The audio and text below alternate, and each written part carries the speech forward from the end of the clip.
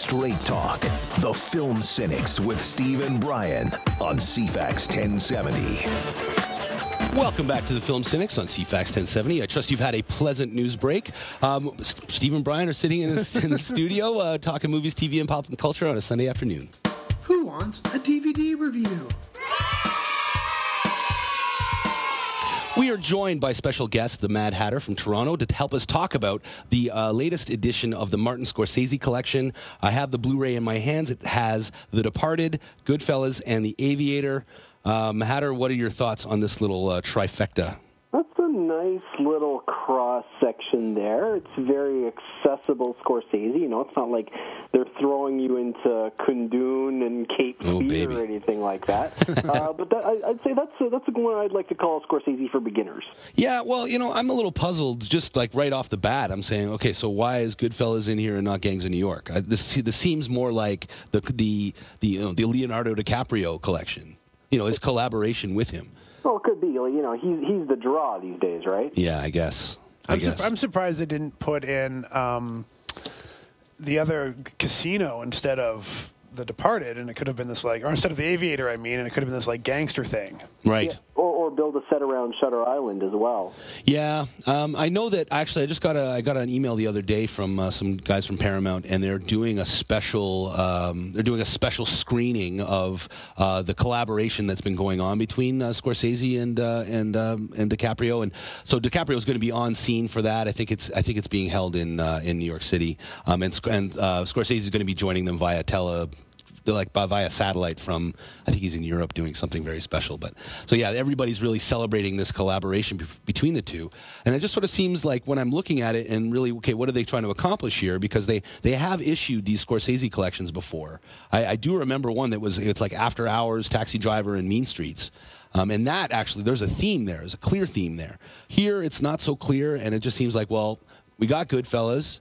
And everybody, Brian and I were talking, who wants this collection? Brian's got both Departed and Goodfellas on Blu-ray. So do I. Why? Because they're $12 at your local store. I'm not as enthused about The Aviator myself, but I can't argue that it's a great film. But yeah, it just seems like an odd melange of films.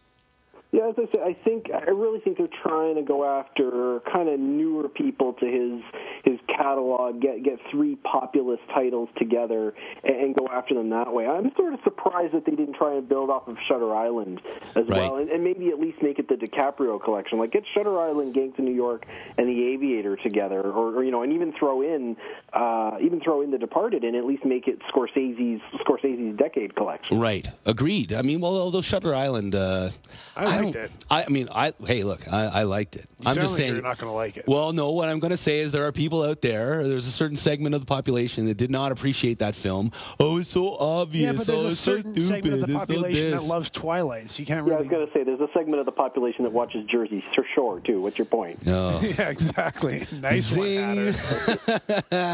One, with this collection, what you're getting is you're getting exactly the movies. If you own them, you're getting nothing new.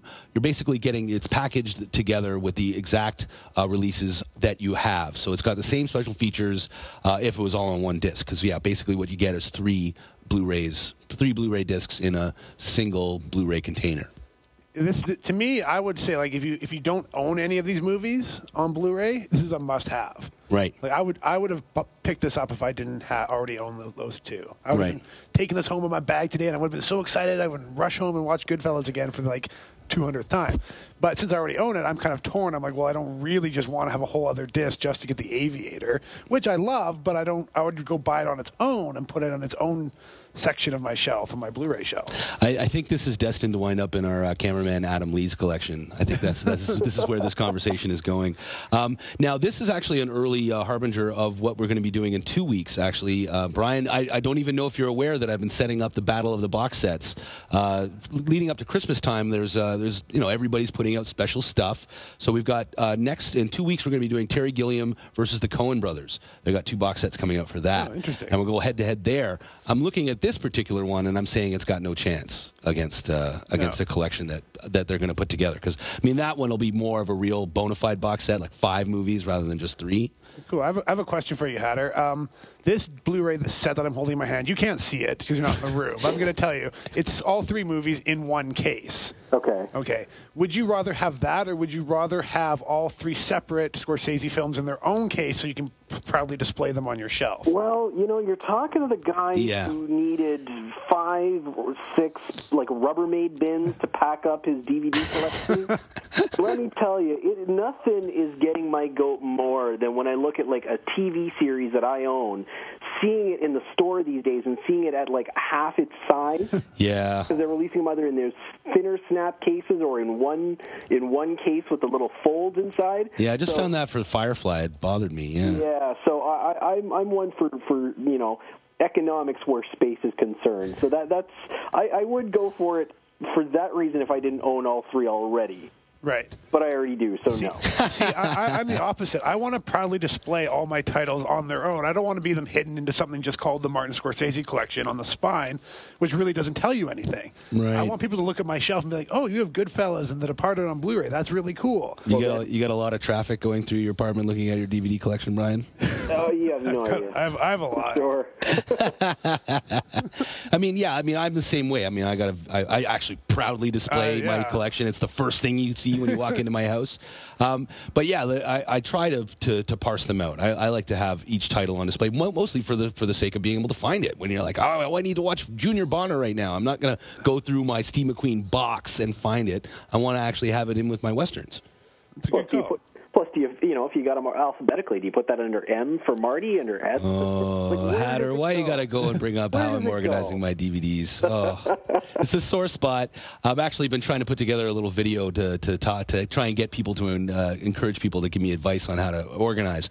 But I mean, yeah, for box sets, it's kind of weird. Like if it's going to be packaged together, I think you need to go that extra mile and somehow show off what is in there. Yeah. Rather than all we have here is just you got on the front of the thing, you got three thumbnails of the posters, but on the side it just says Martin Scorsese Collection. It does not say what's on there.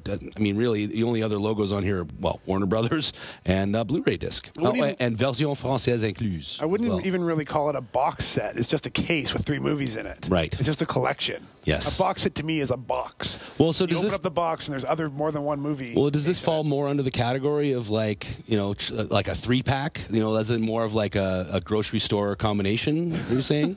It's like those, remember getting those little boxes of cereal? Kind of like that, and you know that you're just going to end up with that box of Special K because nobody wants to eat it. Yeah, okay, this is just going to get ugly now. Okay, well, why don't we just leave it at that? Let's say, Hatter, what are you going to give this one? Oh, because it's difficult because I know you own them, right? Renter at best, borderline coaster. If you don't already have these movies, then it's a keeper, but renter at best. Right. Brian? I'm the same way. I'm like, if you don't own them, buy them, but I wouldn't probably even rent them if it's something you either buy or you don't buy. Right. So I'm going to say it's a keeper if you don't have it. If you have it, you're already in the good. Yeah, I'm really kind of not sure what to say about this. It's an existential question because they're technically keepers because I own 2 of them, but I would not buy this box set. It's a coaster. Ooh. That's all due respect to Marty, but yeah, that's purely for. I'm just trying to give people good advice on how to buy their stuff. Okay, well, we're going to take a break right now. When we come back, we're going to talk about the top 5 worst TV dads. Stay with us.